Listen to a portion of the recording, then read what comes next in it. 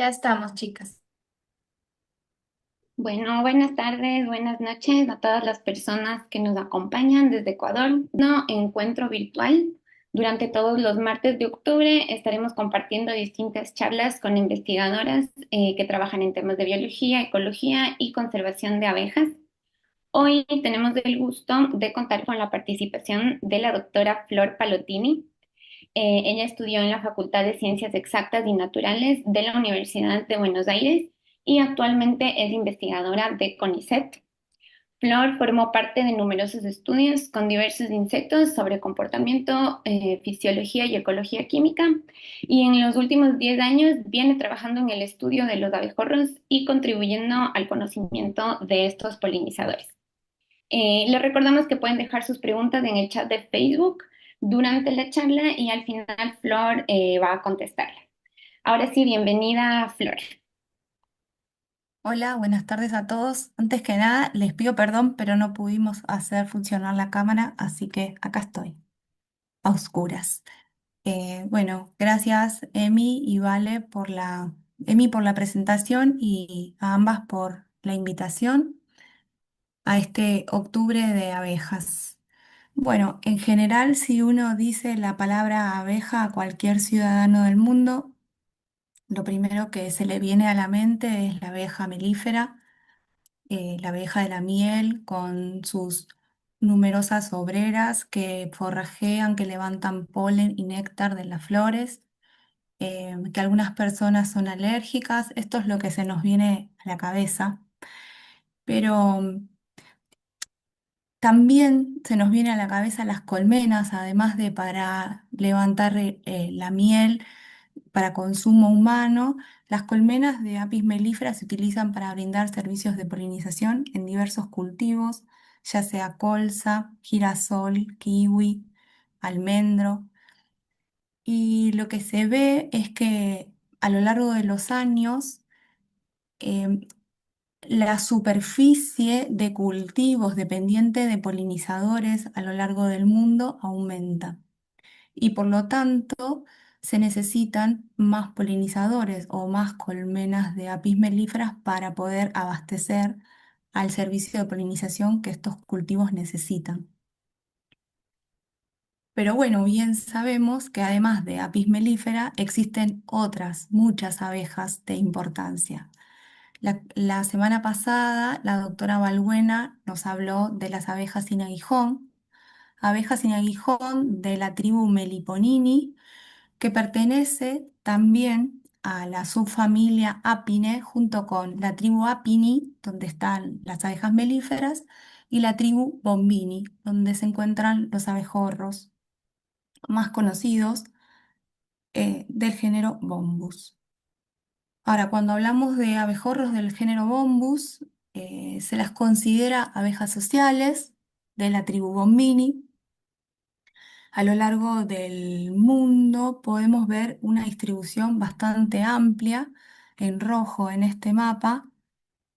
Podemos, yo acá tenía un mapa hermoso donde les quería compartir que hay unos parásitos particulares que se llaman abejorros cucús, pero me pareció un montón.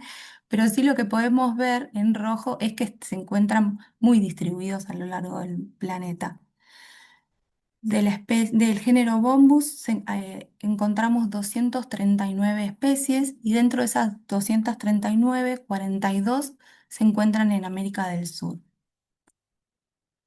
Ahora, como les dije antes, dependiendo el investigador, porque la realidad es que distintos trabajos hablan de que los abejorros son abejas eusociales, porque digamos que tienen un cuidado cooperativo de la cría, existe superposición de generaciones dentro de la colonia y además hay una división de tareas, es decir, hay castas reproductivas donde está la reina que pone los huevos y además los zánganos, los machos, y la casta no reproductiva donde se encuentran las obreras que son las que se encargan de colectar recursos, tanto néctar como polen fuera del nido, pero además hacen distintas actividades dentro del nido como criar a las larvas.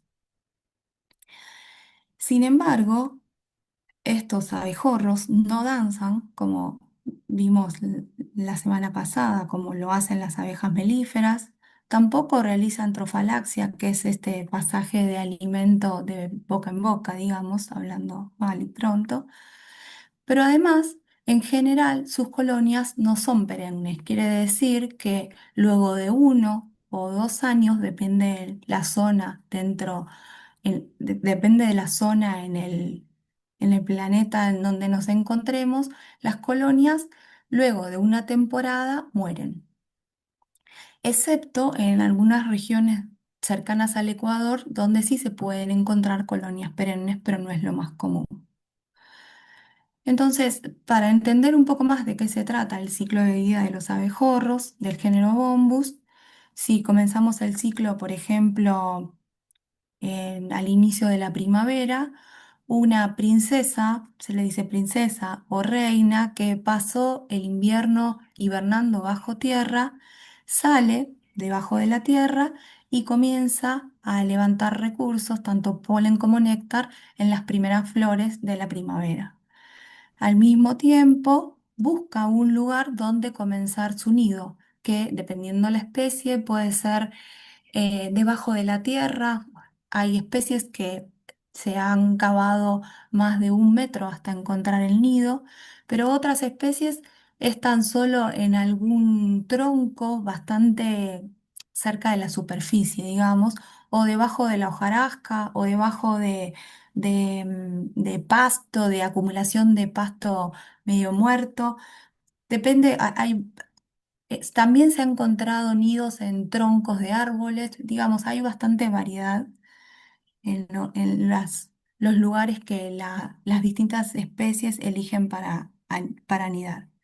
Pero una vez que la reina encuentra ese lugar, pone una primer cohorte de huevos y se encarga de mantener esas larvas, de criarlas, buscando recursos fuera del nido.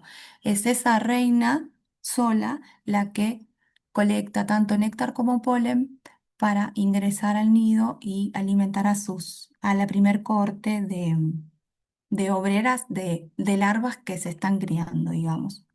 Una vez que esa primer cohorte emergen los adultos, la reina no sale más al exterior, a la superficie del nido, sino que se mantiene en el interior, digamos, cuya función única es seguir poniendo huevos.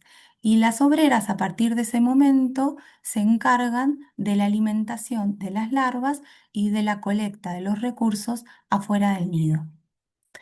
Ya en el verano tardío, comenzado el otoño, el nido sigue creciendo a lo largo del verano, pero ya el verano tardío, en el inicio del otoño, este nido comienza a generar tanto machos como nuevas princesas que salen del nido, copulan. Este nido originario, digamos, hacia el final del otoño, se va a morir entero y esas princesas o reinas copuladas van a pasar el invierno debajo de la tierra. Esto es lo que yo les decía, que en lugares cercanos al Ecuador el nido no se muere y continúa en su actividad. Ahora, si vemos un poco más en detalle, lo que podemos ver es esto mismo, lo que les conté recién en el ciclo. Lo que podemos ver, por ejemplo, es, bueno, acá lo que vemos en negro son las obreras. Vemos una puesta nueva que estoy señalando con el cursor, y a medida que estos huevos eclosionan y en el interior se encuentran las larvas, podemos ver que se van como desarrollando y diferenciando. Quizás en este estadio no se puede percibir bien, pero ya en el siguiente sí, se empiezan a diferenciar las celdas de las larvas. Las obreras, cuando alimentan esas larvas, depositan en este bolsillito el polen para que las larvas se alimenten. Y ya en un estadio de mayor desarrollo se puede observar en la etapa pupal, donde se observan cada una de las celdas. Cuando el adulto se encuentra ya listo para emerger, se puede ver casi por transparencia el adulto en el interior de la celda. En este caso, con esta especie tan oscura, es fácil ver el negro en el interior. Y por otro lado, lo que podemos ver en esta foto es el reservorio alimenticio en estas celdas que podemos ver que brillan porque tienen néctar o que depositan las obreras también. Estas vasijas en realidad inicialmente fueron celdas con larvas y luego con pupas de donde emergieron adultos, ¿no? Ahora bien, además de las características que, digamos, no comparten con las abejas melíferas, los abejorros tienen características particulares que los hacen interesantes para brindar servicios de polinización a diversos cultivos. Además de que poseen un tamaños corporales bastante mayor en relación a Apis mellifera, su cuerpo se encuentra cubierto de pelos y eso le permite un, bajo lupa hay abejorros que prácticamente se encuentran repletos de granos de polen. Ese transporte de polen es muy significativamente diferente en relación a Apis mellifera. Pero además los abejorros poseen probóscides largas que les permiten llegar a nectarios en determinadas estructuras florales que Apis no llega. Además, se los ve trabajar a temperaturas mucho más bajas que lo que trabaja Apis. Y una de las características más importantes es que producen un zumbido con los músculos alares que genera una vibración de manera tal que en anteras poricidas, por ejemplo, de las solanáceas, en donde el polen en realidad no está disponible, al generar este zumbido genera que el polen, la flor, lo pueda liberar. Entonces, con estas características a nivel mundial, hace ya varias décadas, dos empresas, tanto Copper como BioES, em, digamos que generaron unas biofábricas donde crían a los abejorros para vender los nidos y ofrecer a los productores de los cultivos como servicio de polinización. Lo que podemos ver en este video, que está un poco cortado, pero inicialmente son reinas que ponen su primer puesta y a partir de ahí se va generando el crecimiento del nido.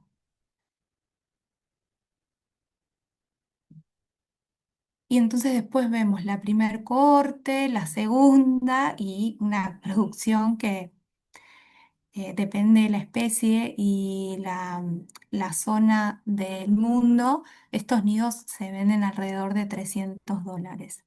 Y eso es posible dentro de las fábricas trabajar porque lo que se hace es trabajar con luz roja, en donde el abejorro no puede ver, digamos. Entonces uno trabaja con el nido entero, sin guantes, sin traje de apicultor, porque los abejorros no atacan. Esto es en México, donde Copper cría una especie nativa de México. Ahora, por supuesto, con estas dos empresas a nivel mundial, lo que uno también piensa en Bombus y automáticamente piensa en Bombus terrestris y en Bombus impatiens, dos especies bastante conocidas porque Bombus terrestris es europea, impatiens es de Norteamérica. Esas empresas las crían y las venden a nivel mundial y lo que han generado es un movimiento de especies en este trabajo. Lo que demuestran es, por ejemplo, en Bombus terrestris, que es el gráfico, el panel inferior, lo que muestran es el movimiento de las zonas europeas de donde es originario hacia donde se movieron. En este caso, particularmente en Argentina, Bombus terrestris no fue ingresado, pero sí fue ingresado a Chile, nuestro país vecino. Y el abejorro cruzó la cordillera y ahora en nuestro país, en el sur de nuestro país, se encuentran Bombus terrestris eh, invadiendo importantemente. Esta foto es tomada en el Parque Nacional Los Glaciares, muy al sur de nuestro país. Entonces, bueno, de alguna manera estos problemas lo que nos lleva un poco también a nivel de Sudamérica entera, por eso les decía que en México también crían especies nativas, es encontrar especies de polinizadores nativos para brindar los servicios de polinización. En nuestro país, en Argentina, tenemos 8 especies nativas de bombus. Bueno, Belicosus, Brasiliensis, Tucumanus, Opifex, Morio, Baeri, a cual más hermoso para mí. Pero después quedan otros dos que me parecen muy importantes resaltar. Uno es Bombus dalbomi, que es conocido porque tiene un tamaño exageradamente mayor al resto de los abejorros y además es el que se encuentra en su distribución más austral a nivel mundial. Y este abejorro que se encuentra en la Patagonia argentina y en la Patagonia chilena está siendo desplazado por Bombus terrestris, porque ecológicamente eh, parece que tanto los recursos que utiliza Bombus terrestris de alguna manera él está corriendo como el nicho. Estas fotos están sacadas de los ocho especies nativas, están sacadas vi un abejorro que se los, me parece que es importante hablar de este proyecto. Es un proyecto que llevan a cabo investigadores argentinos de Bariloche, en donde mediante ciencia ciudadana llevan a cabo un censo a nivel nacional de las distintas especies, en donde los ciudadanos pueden sacar fotos y ayudar a identificar y a contar dónde se han visto cada uno de los ejemplares. Bueno, y además el último de los 8 es Bombus pauloensis. Bombus pauloensis tiene una distribución de los 8 mayor. En Argentina se encuentra en casi la mitad del país, un poco más, bueno, acá estamos en Buenos Aires para los que no son de Argentina, nosotros estamos en este momento acá, donde está el cursor, todo lo gris es su distribución en Argentina, pero en este mapa podemos ver que su distribución llega hasta Colombia. Este abejorro en este país se cría en una biofábrica, BioBes, para brindar servicios de polinización tanto de tomate dentro de invernáculos como de kiwi y de arándano. Bueno, entonces nos pusimos a trabajar en conocer a este abejorro, ya que, bueno, se cría, se utiliza en servicios de polinización, es nativo. Bueno, ¿qué sabemos de él? Bueno, no había muchos trabajos, tampoco hay tantos ahora, pero en un momento, al principio nos pusimos a analizar qué tipo de sencillas presentaban sus antenas. La semana pasada, la doctora Balbuena habló de estas encías que se encuentran en las antenas de las abejas, de los insectos en general, que de alguna manera a través de estas encías el insecto es capaz de sensar estímulos del ambiente. Bueno, mediante microscopía electrónica de barrido pudimos hablar de su patrón de distribución y además conocer qué tipo de sencillas presentaban sus antenas. Además, pudimos evaluar sus habilidades cognitivas. Este protocolo también lo mostró la doctora Balbuena la semana pasada, en donde una abeja, un abejorro puede ser encepado, como en la foto, y de alguna manera uno lo que hace es asociar un olor con una recompensa, en este caso solución azucarada, para que el insecto aprenda que luego de sucesivas presentaciones donde tanto el estímulo del azúcar con el olor es pareado, luego frente simplemente a la presencia del olor, el insecto va a responder extendiendo su probóscide. Entonces lo que vemos en este gráfico es que la extensión de la probóscide aumenta a lo largo de los ensayos del entrenamiento. ¿Sí? Es la curva negra. Y luego en el testeo, sin la presencia de la recompensa frente al olor, extiende la probóscide. En este video es bastante claro, Bombus atratus es un sinónimo de Bombus pauloensis. Este es un ensayo del entrenamiento donde el bicho está encepado, aparece el olor, se le tocan las antenas con solución azucarada y uno permite que pueda extender la probóscide y se alimente. Luego de esos son 10 ensayos como ese y luego de 10 ensayos en el testeo, uno solo presenta el olor y sin la presencia de azúcar, como aprendió la asociación, extiende la probóscide. Esto, como se ve en el video, parece fácil, divertido, divertido es, pero en abejorros, por lo menos de Bombus pauloensis, no es nada fácil. Y además, trabajando con ellos, nos dimos cuenta que se enojan mucho y que cuando se enojan liberan un olor particular. Perdón, ahí va. Entonces, en este video les voy a mostrar un poco este comportamiento que veíamos en donde, bueno, los capturamos para hacer el condicionamiento que les mostré y no los podíamos encepar porque se enojaban bastante, además de querer picarnos, pero además olíamos un olor para nuestro olfato muy desagradable y claro. Lo que vemos acá es simplemente una obrera en un tubito de plástico que, como ven, lo mueve de lo enojada que está.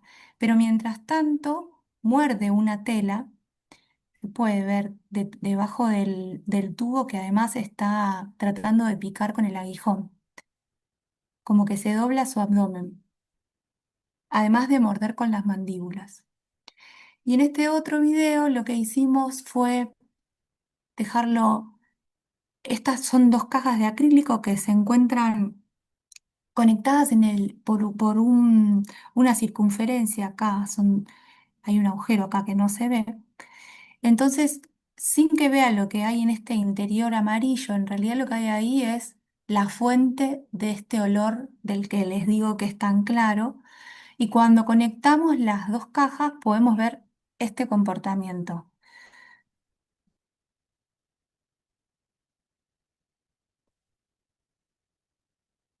Bueno, acá fue cuando empezamos a ver de qué se trataba esto, y lo que vimos es que empezamos a buscar, porque uno siempre hace eso, es bueno, ¿qué se sabe en abejas melíferas? Y lo que vimos es que en abejas melíferas hay feromonas de alarma.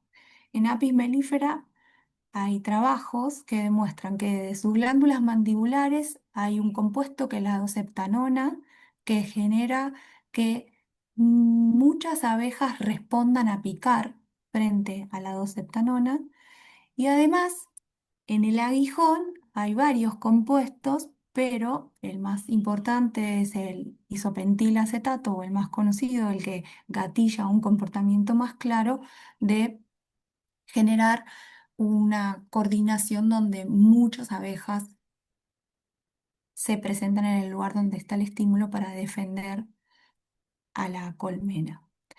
Entonces, lo que nosotros hicimos fue, bueno, eso era en Apis. Pero además, en abejas sin aguijón, que justamente por su nombre lo dice, sin aguijón, liberan feromonas de alarma de sus mandíbulas. Entonces nos preguntamos, bueno, ¿vendrá del aguijón? ¿Vendrá de las mandíbulas de los abejorros? Entonces lo que hicimos fue colectar mediante una fibra SPME, esa es su sigla en inglés, que en realidad es algo es una metodología muy utilizada en ecología química, que es un polímero que se expone en la figura B, se ve claro, que se expone en ese polímero, se pegan, se absorben los volátiles del olor que se encuentra en el espacio de alrededor de la fibra y luego eso se puede analizar por cromatografía gaseosa acoplada a masa. Entonces lo que hicimos fue colectar con esta fibra en individuos perturbados y no perturbados en una cabeza intacta, o sea, separada del cuerpo. Además, en una cabeza separada del cuerpo, pero donde se le abrieron las mandíbulas con fuerza. Por otro lado, hicimos disecciones solo de las mandíbulas y además también tomamos volátiles del aguijón disecado. Lo que vemos acá es un aguijón entero sacado de las obreras de Bombus pauloensis. Y lo que observamos como resultado en esta identificación, como les decía, por cromatografía gaseosa acoplada a espectrometría de masas, es que, bueno, lo que tienen que focalizarse en este gráfico es que las tres primeras curvas son de individuos perturbados de mandíbulas disecadas y de las cabezas disecadas con las mandíbulas abiertas y machacadas, versus las tres curvas inferiores que son individuos sin perturbar, cabezas intactas y el, el aguijón separado del cuerpo. Y lo que podemos ver es la diversidad, o sea, primero que hay muchísimos olores que son, que tienen en común las tres primeras curvas, ¿no? Pero además, em, lo que pudimos ver es que, créanme, porque esto se los estoy contando rápido, es que las tres primeras curvas comparten la 2-septanona, el ácido butírico y el óxido de rosa, que es este pico mayor. Pero no solo eso, sino que además el aguijón no presenta ningún olor particular. Entonces, además de esta identificación, lo que hicimos luego fue, considerando estas sencillas, sí, las sencillas quimiorreceptoras que se encuentran en las antenas, mediante EAG, que es una técnica donde uno puede de alguna manera medir la respuesta de las antenas a determinados estímulos olfativos, lo que hicimos fue montar esa antena y ofrecerle el estímulo olfativo proveniente de un aguijón, una cabeza intacta, una cabeza con las mandíbulas abiertas y un poco apretaditas y además unas mandíbulas disecadas. Y lo que pudimos ver es que la respuesta de las antenas frente a olores provenientes de la cabeza disecada con las mandíbulas machacadas y de las mandíbulas separadas, disecadas del cuerpo, fue claramente estadísticamente mayor y diferente a olores provenientes del aguijón o de la cabeza intacta. Por último, para terminar de cerrar de qué se trataba la fuente de olor, que hasta ahora lo que podemos decir es que son las mandíbulas y no el aguijón, hicimos microscopía electrónica de barrido para comparar con un trabajo hecho en Apis mellifera, este trabajo del 2012, esta figura, la A, es una vista interna de la mandíbula de Apis mellifera, donde ven que además de un poro y un surco por donde correría la secreción que libera la mandíbula, esto lo podemos ver en Apis mellifera. Ahora, en nuestra microscopía electrónica de barrido en una mandíbula de Bombus pauloensis, podemos ver una estructura similar donde existe el surco por donde correría la secreción liberada.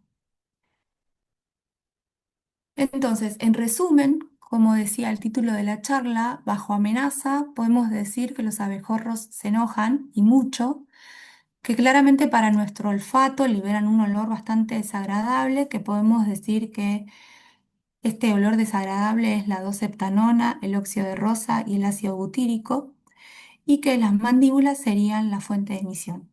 Lo que no podemos responder todavía es cuál es su función, si se trata de feromonas de alarma, de alomonas o tan solo es un olor vestigial que quedó sin alguna función claramente identificable. Pero para eso necesitamos hacer ensayos comportamentales. Ahora, con esto no los estoy saludando, aunque parece, pero no quería dejar de contarles que cuando esta especie se enoja, no solo esta especie, Bombus pauloensis, se enoja, hace este comportamiento de levantar el segundo par de patas y a veces alguna pata del tercer par, quedándose como medio, nosotros le decimos en modo araña. Creíamos que solo le pasaba a Bombus pauloensis. Bueno, este trabajo, esta foto en realidad es del 2021 en Bombus impatiens, que es la especie norteamericana. Y en este trabajo en realidad no hay mucha descripción de este comportamiento. Y bueno, en la temporada siguiente iremos a tratar de entender si parte de esa respuesta frente a la amenaza también tiene involucrado este comportamiento de levantamiento de patita, digamos. Ahora sí, muchas gracias. Les quería agradecer a ustedes por escucharme y a las chicas por la invitación a dar esta charla. Muchas gracias, Flor. Muy interesante tu charla. Vamos a pasar ahora a leer algunas de las preguntas que nos dejan en los chats. Bueno, te felicitan, felicitaciones. Mencionabas que cerca del Ecuador los ciclos de los abejorros son diferentes. ¿Puedes explicarnos mejor cómo serían estos ciclos de vida? Sí, en realidad lo que tiene que ver con la temperatura. Porque es verdad que los abejorros, como les dije, pueden seguir trabajando en temperaturas más frías que Apis mellifera, pero en realidad, al haber mayor temperatura, al haber recursos florales, el nido obtiene recursos como para poder alimentar a nuevas cohortes de larvas. Entonces, la reina sigue trabajando, pone huevos y las obreras cual apis melífera, cual colmena de apis melífera, sí, es casi infinita, uno lo puede pensar así, aunque no es correcto el término, pero es como nunca muere el nido. Entonces continúa trabajando. Bien, aquí tenemos un 3 en 1. Hola, gracias por tu exposición. Quería preguntarte algunas cosas. Aquí en Ecuador sabemos que los bombos son más resistentes al frío gracias a su vellosidad, pero también existen abejorros de gran tamaño en la Amazonía. Me gustaría saber cómo regulan su temperatura para soportar condiciones cálidas y húmedas y si están en riesgo debido al cambio climático. Uy, muy interesante esa pregunta porque hay algunos trabajos bastante nuevos que empiezan a ver cómo se modifica la, mm, la temperatura del nido adentro, cómo regulan en función de la temperatura del ambiente, pero además cómo trabajan en función. Nosotros hemos visto que en una determinada temperatura las obreras no salen del nido, no pueden salir a volar, a pecorear, no salen. Y hay trabajos muy recientes, súper interesantes, porque no solo a campo, trabajos a campo, que no son muchos, más bien son comportamentales, manipulativos en el laboratorio, donde pueden, con estos nidos comerciales que les mostré, hay muchos laboratorios que tienen esos nidos dentro del laboratorio, entonces modifican las condiciones de temperatura, un montón de otras condiciones si quisieran, dependiendo de la pregunta, pero básicamente en relación a esta pregunta, modifican la temperatura y miden estas cuestiones como que si aprenden más o menos, si pecorean más o menos, si salen del nido. Una pregunta muy interesante en relación a Amazonía, la verdad es que no lo sé. Em, pero esta pregunta en relación a la temperatura es el inicio de una investigación en nuestro laboratorio a cargo de la doctora Cecilia Stravi Barcala, que en noviembre creo que dará una charla, pero serán charlas de noviembre, abejas en noviembre. Noviembre de abejas, parte 2. Bueno, ahí Raúl también tiene otra pregunta. Mencionaste a Bombus terrestris. ¿Existe la posibilidad de que esta especie se disperse al resto del continente?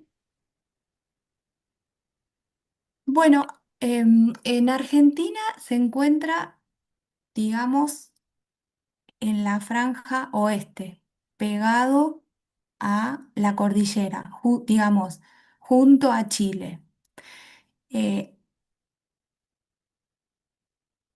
Su introducción a Argentina fue en la década del 80 y por alguna razón que podría ser ecológica, pero tampoco es que se pueden pensar distintas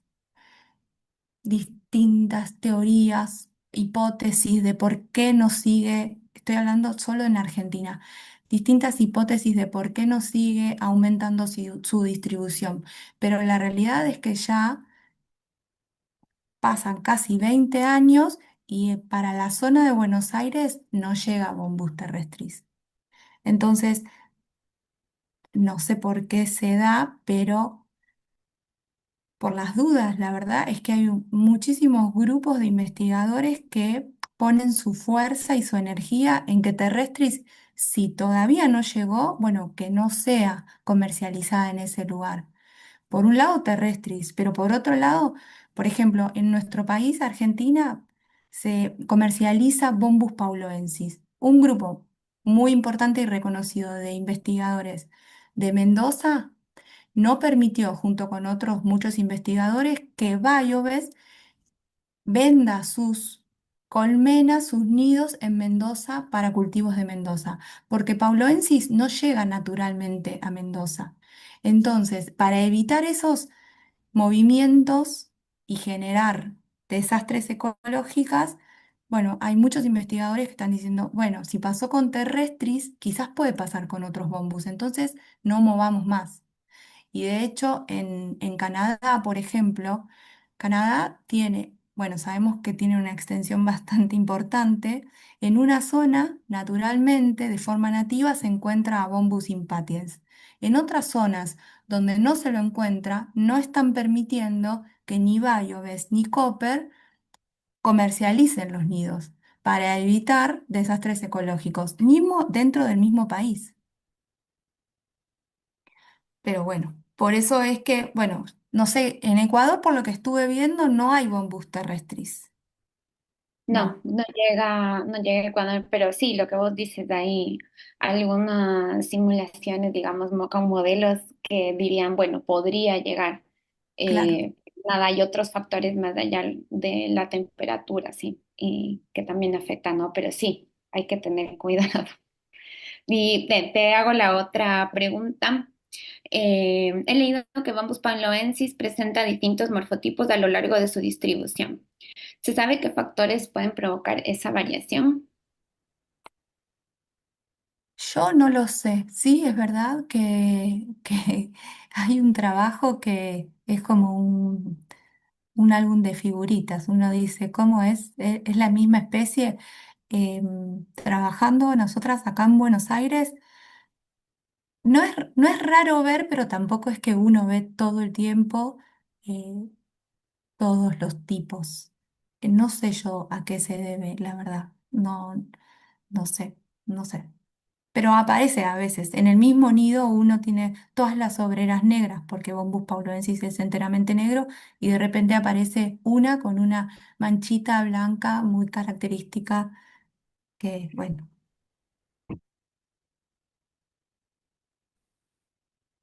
Bueno, acá otra es, buenas tardes con todos, ¿cuál es la principal amenaza para las especies nativas por parte de las introducidas? Bueno, depende, pero Bombus terrestris es, yo, tiene una capacidad muy buena y en muy poco tiempo en el sur de Argentina pudo colonizar muchos espacios, muchos. Yo no sé cuánta gente de la que está escuchando conoce el sur de Argentina, pero uno camina por lugares que hay mucha vegetación y hay muchos insectos y la figurita que se repite es una obrera de Bombus terrestris.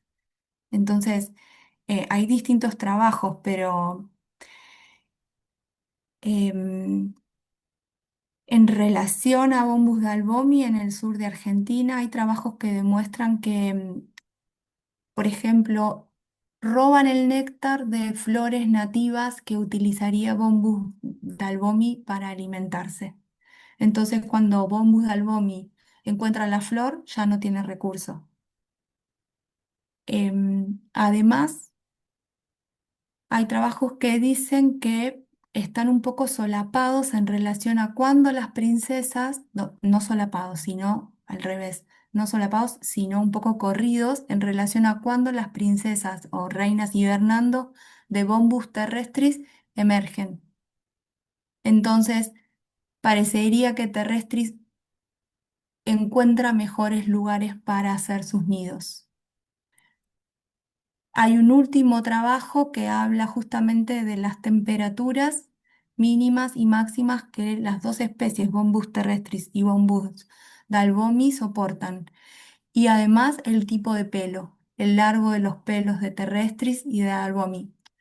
Yo creo que son muchas las variables, depende el lugar donde terrestris esté, las temperaturas, las, los recursos florales disponibles para las obreras. Son muchos los factores que están dándole el éxito a terrestris. Sí. Bueno, otra pregunta. Muchas gracias por la charla. Si los dolores desagradables son una feromona de alerta, ¿para quiénes va la señal? Bueno, si es una feromona de alarma, la señal es para compañeras del nido, donde frente a poder detectar del ambiente ese olor, saben que tienen que defender su nido. Entonces, reclutan más obreras para defender a todo el nido y atacar todas juntas. Por ejemplo, ese es el típico caso de Apis mellifera, como en la película Mi pobre angelito, que después de uno picaron muchos. Bien, hermosa charla. Tengo un par de preguntas.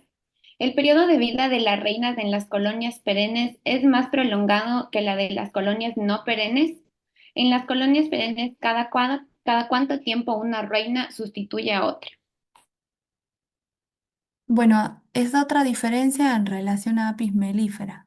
Apis mellifera, para tener una nueva reina, comienza desde el huevo y la larva, desde la larva, con una alimentación diferencial en una celda de reina, digamos. Eso es Apis mellifera. En cambio, y ahí es cuando la reina es reemplazada. En cambio, en Bombus, depende de la especie también, pero en Bombus, digamos que cualquier obrera podría reemplazar a la reina.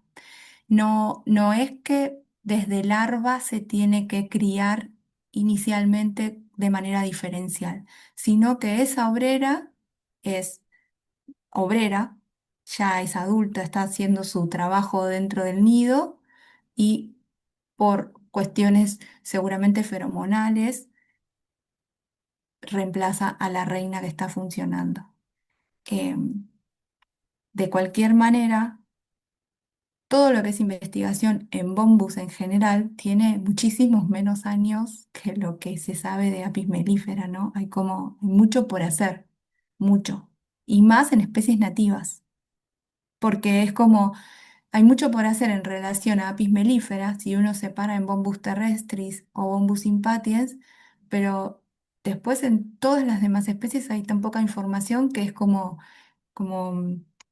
el eje es Bombus terrestris, pero después no hay mucha información. Tal cual.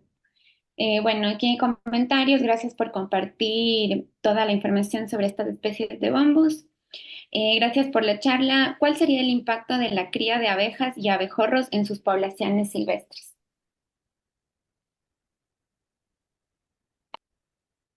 No entendí la pregunta. Creo que es un poco parecido a lo que ya te habían preguntado, como cuál es la influencia de las especies introducidas en las especies nativas. Ah, ok. Igual me gusta porque me hizo pensar en algo que no dije, que este grupo de Bariloche, que trabaja con Bombus Dalbomi, que hace esta ciencia ciudadana y un abejorro, ellos a partir de hace un par de años están intentando hacer cría de Bombus dalbomi para poder de alguna manera restaurar las poblaciones que vienen decayendo. Lo que pasa es que lograr la cría en una fábrica, digamos, en una biofábrica, tampoco es tan fácil. Y uno si quiere, si está pensando en la conservación, bueno, en realidad hay que tomar de la naturaleza algunas reinas Y entonces hay como un compromiso entre saco de la naturaleza y al mismo tiempo, si no tengo éxito con la cría, más que para la conservación, estoy jugando en contra de la especie. Bien, bueno, muchísimas gracias, Flor, y muchísimas gracias a todas las personas que nos acompañaron hoy. Recuerden que la próxima semana vamos a hablar con la doctora Rocío Lajat sobre abejas de la miel y preferencias de polen. Así que los esperamos en el próximo ciclo. Muchas gracias, Flor. Muchas gracias a todos y bueno, buenas noches. Gracias, chicas, por la invitación.